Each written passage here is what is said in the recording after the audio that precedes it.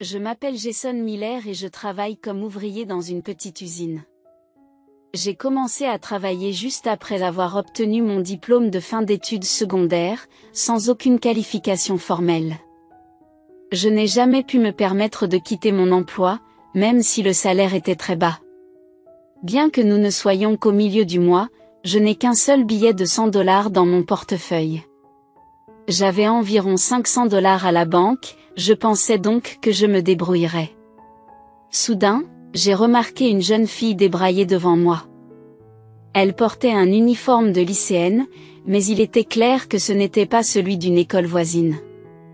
Malgré le froid, elle ne portait pas de manteau, ses genoux étaient éraflés et ses vêtements étaient en désordre.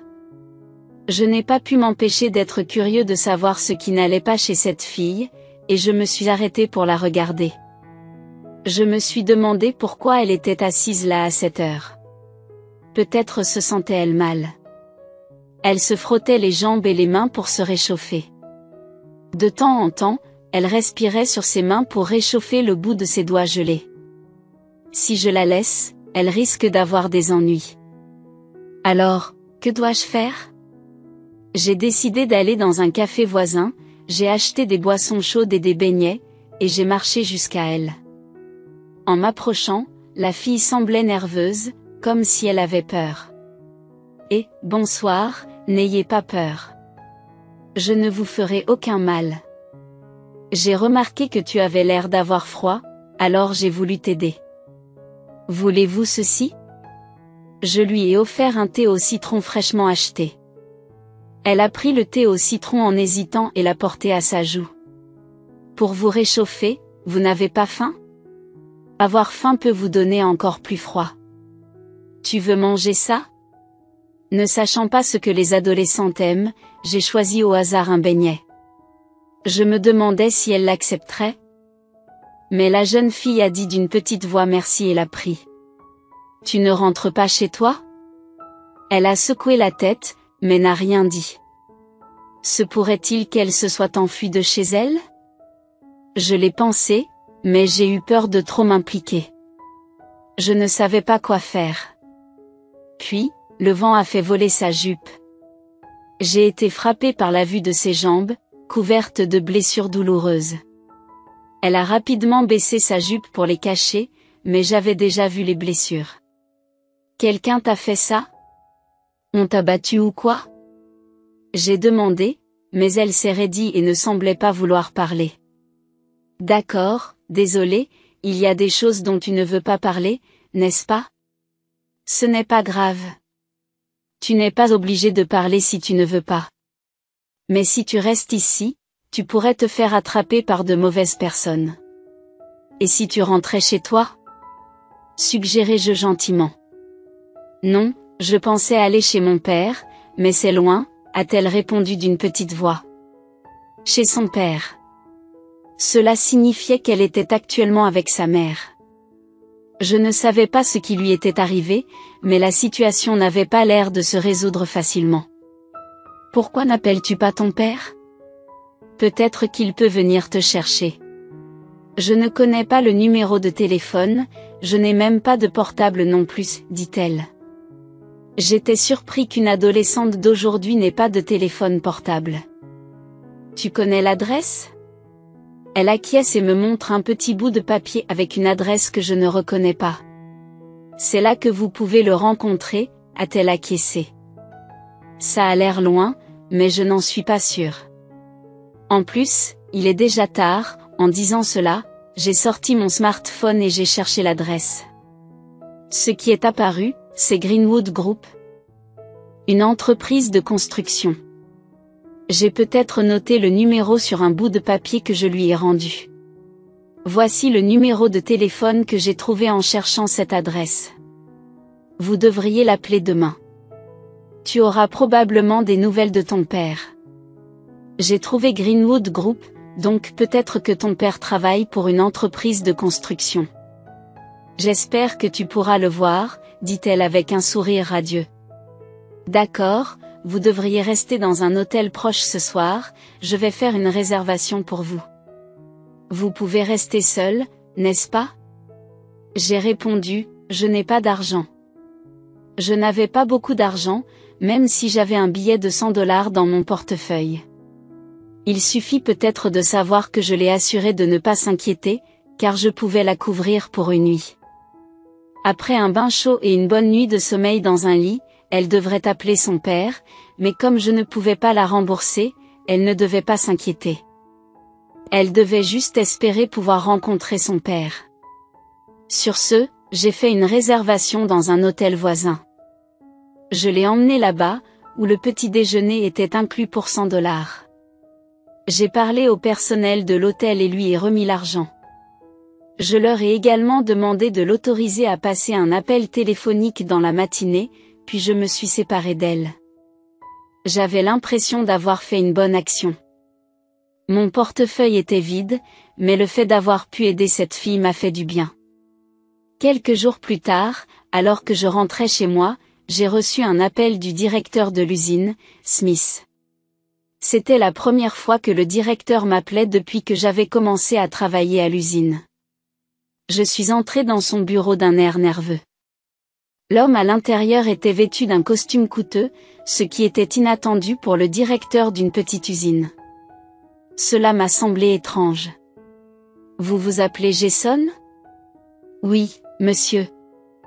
C'est Jason Miller. »« Vous n'avez plus besoin de venir ici, je suis désolé. » »« Qu'est-ce que ça veut dire ? Est-ce que ça veut dire que je suis viré ? » J'ai été surpris par ce licenciement soudain et on m'a dit de faire mes valises et de partir. « Excusez-moi, pouvez-vous me dire pourquoi je suis renvoyé ? Je ne me souviens pas avoir fait quoi que ce soit de mal. Nous ne voulons pas des merdeurs comme vous dans notre entreprise. Cela n'a pas de sens. Qu'est-ce qui fait de moi un fauteur de troubles ? Vous avez des liens avec la mafia, n'est-ce pas ? C'est pas vrai. Ce n'est pas vrai, c'est incroyable. Je t'ai donné un travail alors que tu n'avais qu'un diplôme d'études secondaires, et maintenant tu es impliqué dans la mafia. Je n'arrive pas à y croire.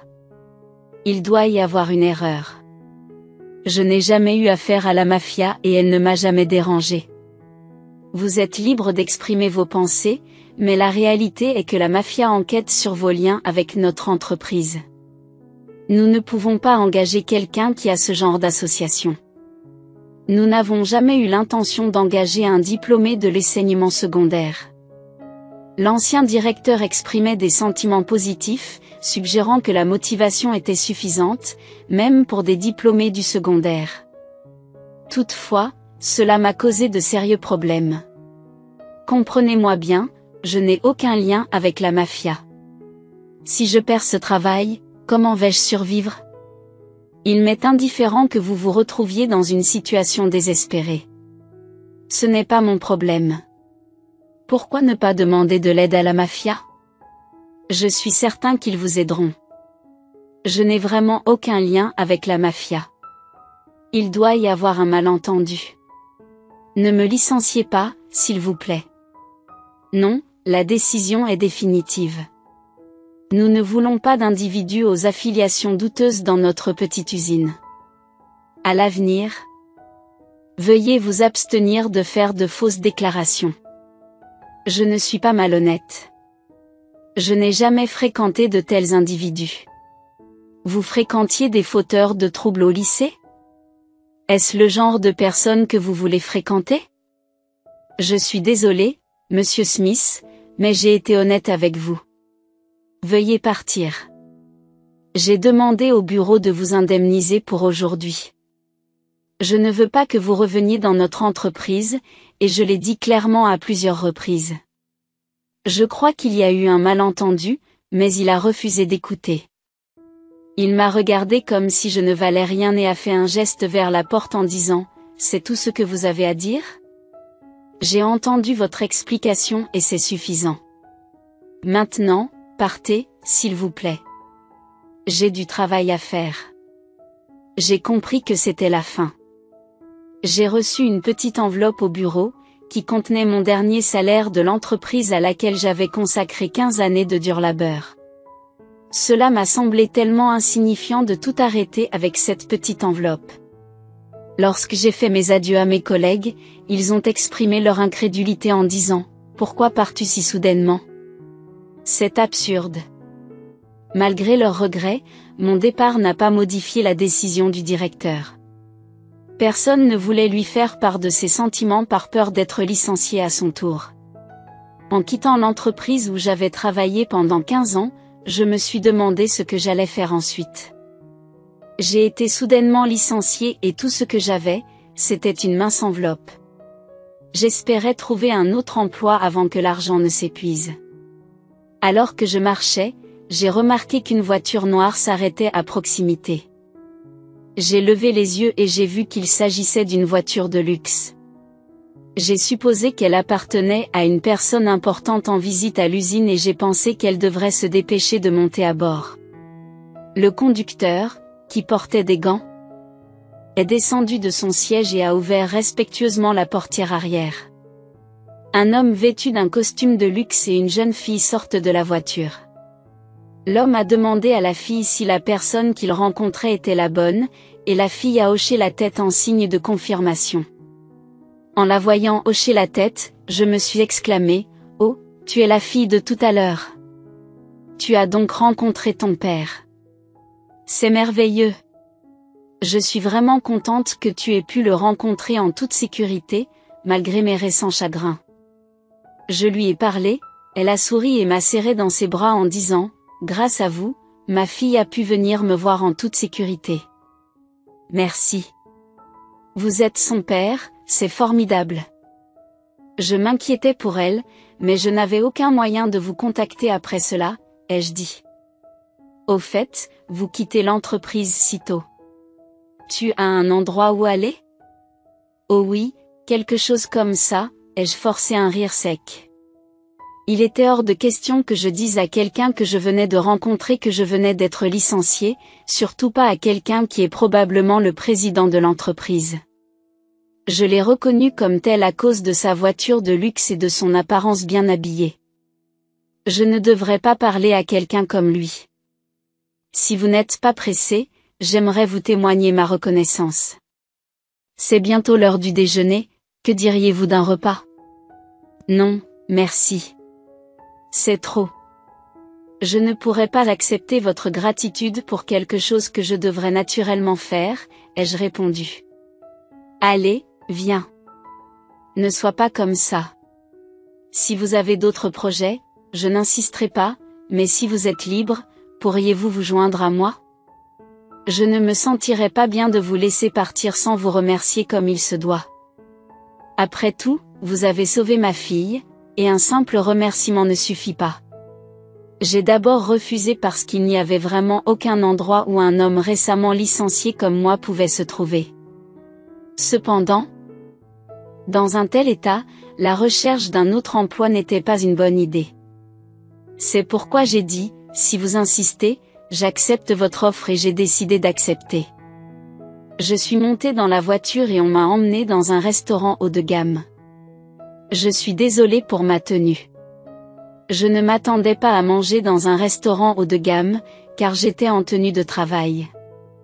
Je pensais que nous allions dans un endroit plus décontracté, comme un restaurant. Cependant, l'homme m'a rassuré et m'a encouragé à continuer. Il semblait être un client régulier, car l'hôtesse n'a pas fait d'histoire et m'a même souri. L'atmosphère du salon privé était extrêmement luxueuse et extraordinaire. Au début, je me suis senti un peu mal à l'aise dans un endroit aussi prestigieux, surtout en tant que diplômé de l'enseignement secondaire. Cependant, lorsque les boissons ont commencé à couler, mes sentiments ont commencé à changer. Le sourire de la jeune fille et la conversation entre le père et la fille m'ont réchauffé le cœur. Les boissons raffinées et la nourriture luxueuse m'ont donné l'impression que ce pourrait être le premier et le dernier repas extravagant de ma vie. J'étais en train de savourer mon repas lorsque l'homme a finalement révélé son identité. Il a admis qu'il aurait dû se présenter plus tôt, mais c'est sa nature.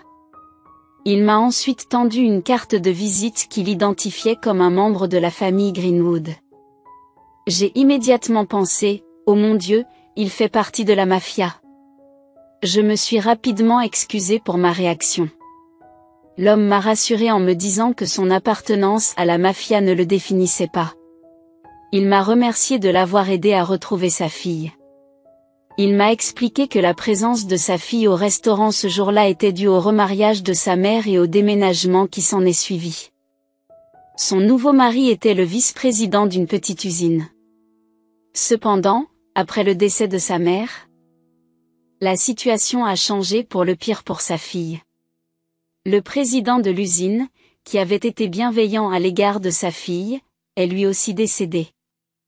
Le vice-président a alors succédé au président, et sa fille n'a plus été bien traitée. J'ai demandé si cela pouvait être la raison de ses jambes meurtries. Oui, c'est exact. Elle a été blessée à un endroit invisible, notamment dans le dos. C'était vraiment horrible, je ne peux même pas imaginer à quel point cela a dû faire mal. Sa mère lui a donné un collier spécial avant de mourir, et lui a dit que si elle se retrouvait en difficulté, elle devrait l'ouvrir pour obtenir de l'aide. C'était le message, pas quelque chose d'écrit. Malheureusement, une erreur a été commise en ne mentionnant pas de numéro de téléphone. Elle essayait désespérément de me localiser, mais étant donné qu'elle est lycéenne, c'était un long chemin à parcourir seule. Son portefeuille était vide, et si les choses avaient continué ainsi, elle aurait pu finir par mourir de froid.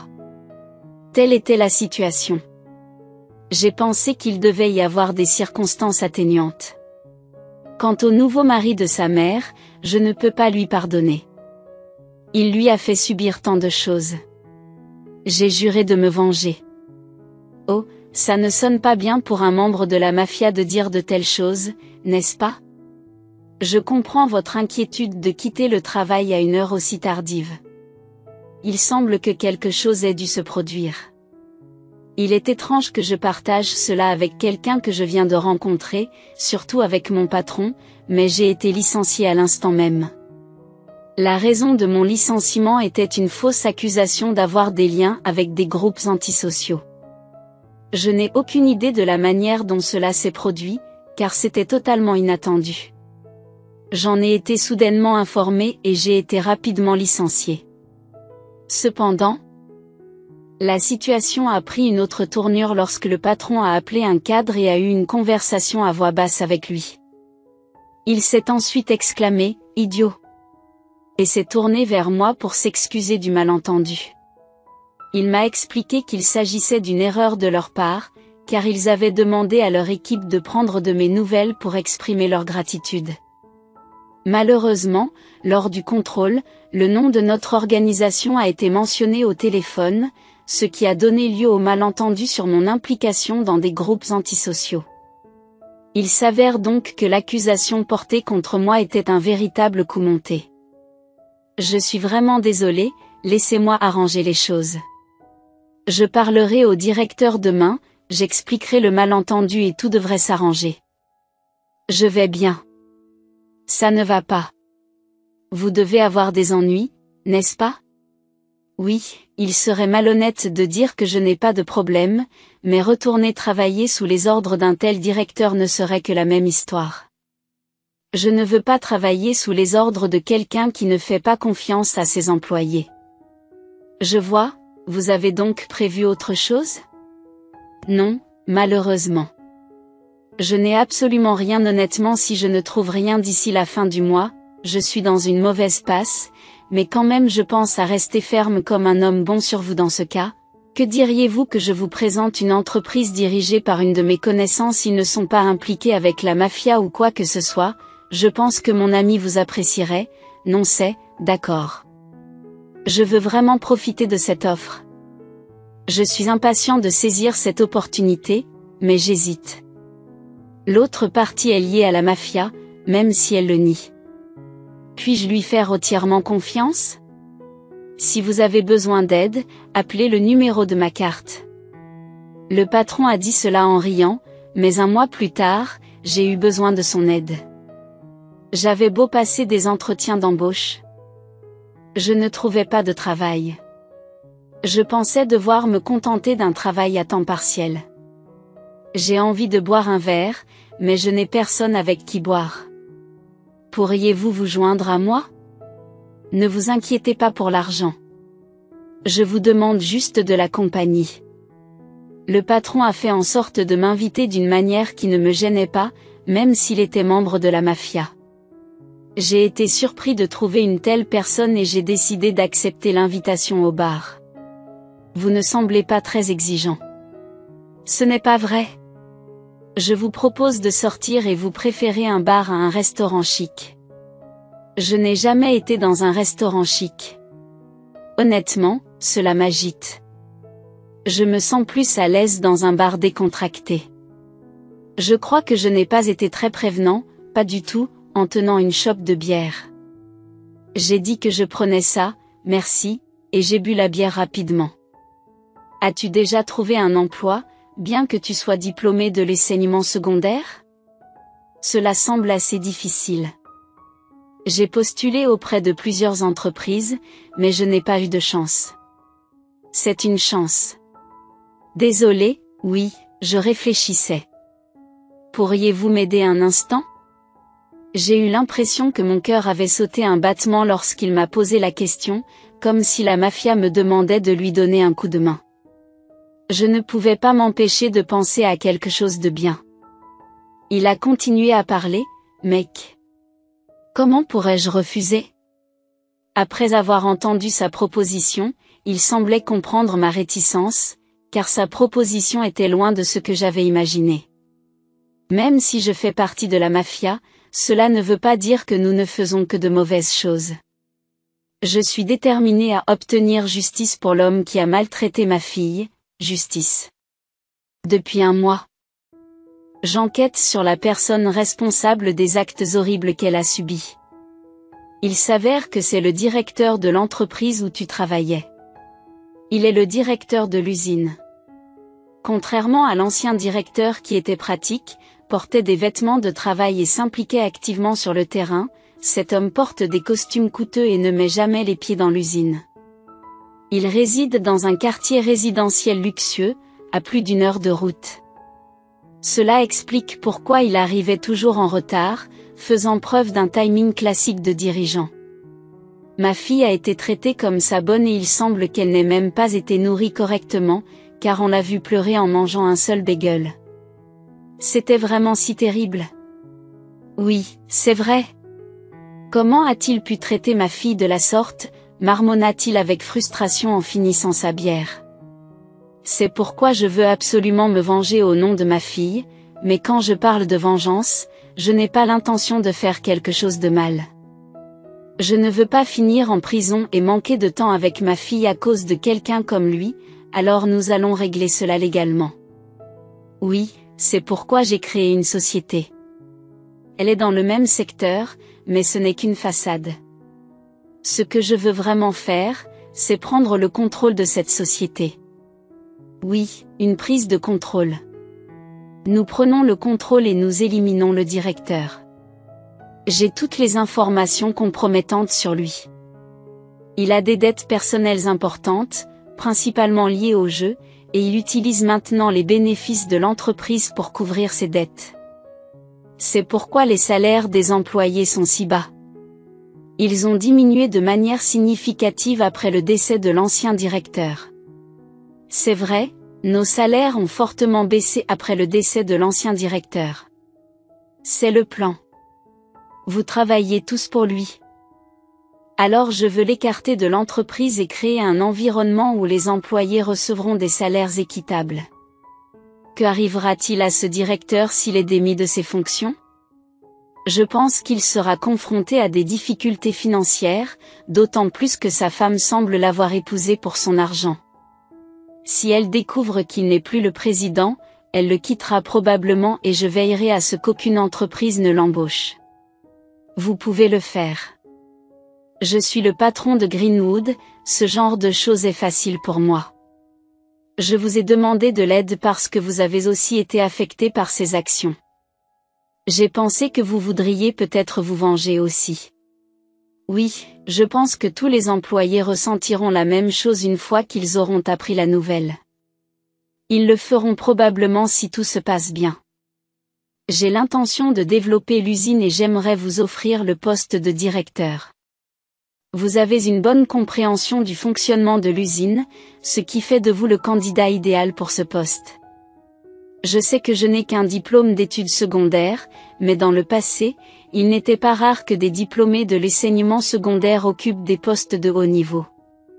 Si vous n'avez pas reçu d'éducation formelle, vous pouvez compenser par votre expérience et votre travail. Votre volonté d'assumer ce rôle me conforte dans l'idée que je peux vous confier cette responsabilité. La première étape consistera à reprendre l'usine. Êtes-vous intéressé? Très bien, alors portons un toast à l'avenir de la nouvelle entreprise ce soir. De manière inattendue, je me suis retrouvé impliqué dans le plan de reprise de l'usine qui m'avait précédemment licencié. Après un mois d'enquête approfondie, nous avons décidé de causer des dommages financiers importants à l'usine par le biais de notre plan de reprise. Cela fait longtemps, Monsieur Smith. Nous sommes-nous déjà rencontrés? Je suis Jason Miller, un diplômé du lycée qui travaillait pour vous. J'ai été renvoyé à tort pour avoir prétendument des liens avec la mafia. Non, c'était juste Greenwood qui vérifiait. Vous m'avez viré parce que j'étais diplômé du lycée, c'est ça? Eh bien, ce n'était pas exactement comme ça, mais ce n'est pas grave. Grâce à cette expérience, j'ai pu trouver un emploi dans mon entreprise actuelle dans de bonnes conditions. Je ne suis pas rancunier. Au contraire, j'ai une offre intéressante à vous faire. Vous voulez dire que vous voulez faire des affaires avec nous? Oui, vos produits sont excellents. Je le sais pour avoir travaillé ici pendant des années.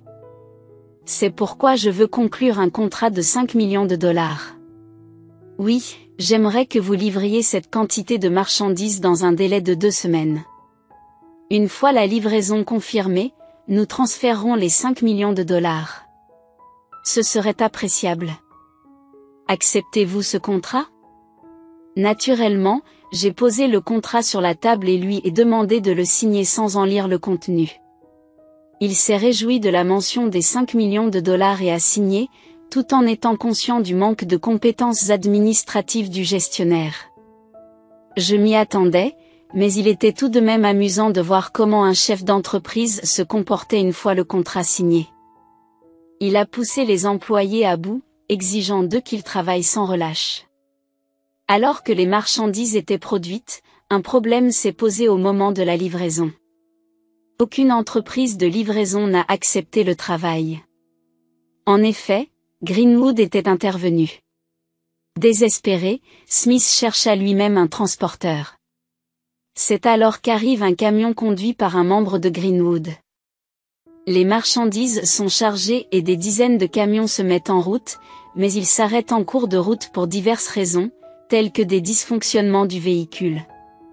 Finalement, les marchandises ne sont pas arrivées dans les délais. J'ai immédiatement contacté Smith et je suis retourné à l'usine. La livraison n'est pas arrivée à temps, ce qui a entraîné une perte financière importante pour notre entreprise. Cela constitue une violation du contrat. Nous avons suivi toutes les procédures d'expédition décrites dans le contrat. Il est clairement indiqué que si la marchandise n'arrive pas, vous êtes tenu de payer 5 millions de dollars. C'est absurde.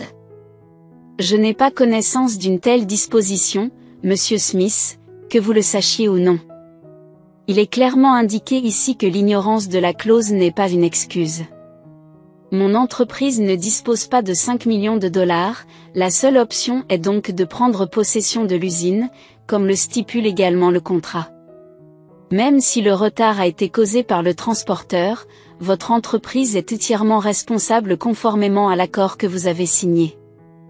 Il semble que ce soit un désastre de continuer sans l'usine. Personne ne vous aidera plus à payer vos dettes personnelles. Comment l'avez-vous appris? Ce n'est pas tout, votre femme vous quittera probablement aussi. Il semble qu'elle vous ait épousé pour votre argent, et vous le saviez depuis le début et avez conclu cet accord. Je ne suis pas le seul à être en colère contre vous. C'est pour ça que c'est arrivé. Maintenant, l'usine appartient à notre société. Fais tes valises et pars, avec toutes mes dettes. Il s'est effondré, pleurant de désespoir après avoir été mis à la porte de l'usine. Il en a parlé à sa femme, lui demandant de l'aider à rembourser sa dette. Mais sa femme, qui menait jusqu'alors une vie de luxe, décide de rompre avec le directeur désormais sans le sou et lui remet les papiers du divorce.